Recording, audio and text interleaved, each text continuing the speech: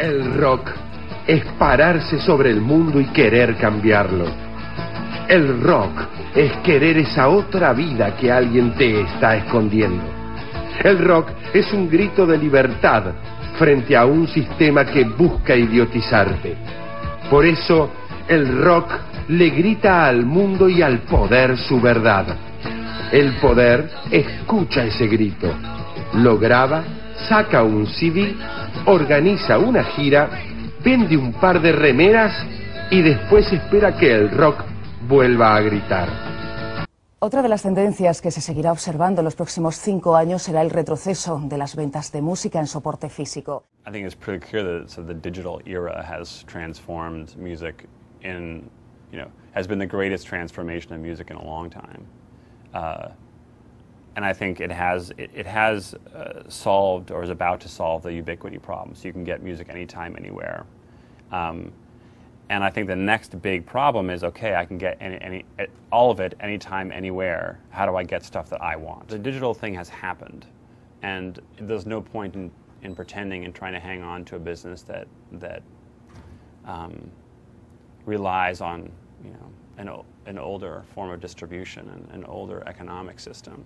So I think you'll start seeing labels adapt. You're already seeing that. They're signing 360 deals now, which is one of the new changes where they realize, it's not just CD sales. I need to be participating in the live shows and the revenue and the swag and so on.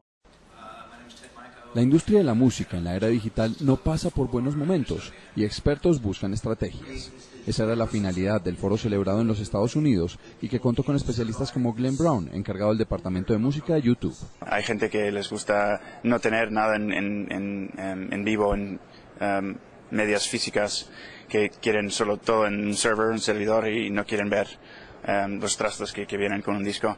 Hay otra gente que les encanta tener como una colección de discos enorme y todo entre medio, y creo que seguro que poco a poco el mundo será más digital, pero siempre habrá una combinación, creo. A él se sumaron otras personalidades de la industria musical estadounidense que buscan salidas en una época en la que hay más música circulando que nunca, pero menos ganancias. Pero al mismo tiempo aún hay problemas con datos, con encontrar a quién pertenece una canción. Y es que nombres como Napster, Music Choice, The Orchard, iTunes ya son habituales para el consumidor de música en Estados Unidos, donde las ventas de discos han caído en picada los últimos años. In the past, you'd be a band and you get signed by a major and they give your disc to the distributor who'd give it to the retailer, and then there's your fan. Now, musicians can really go direct because it's the people who are buying your music, the people who are coming to your shows, they're the ones who support you, and you can build a fan base of a certain size, but if there's going to be 5 people in the middle all taking the money, you're not going to see any of it. We're in a situation now where the people who are your fans can spend a lot less money, but a much greater part of it goes to you. So yes, do it yourself, as in you can now record cheaper. It's not, $1,500 a day for a recording studio. It's maybe, whatever, $3,000. You have a setup you can use for years. Instruments are still expensive, but you can get your music up on iTunes, you get your music up on all these internet services for very little money, and so the barrier of entry is much lower. We'll laugh at the idea of CDs. I think that's so funny that this is how we distributed music. We walked down to the store. And it's like this with movies. It'll be like this with movies too. You think it's so funny that we walked down to the store and we bought this piece of plastic.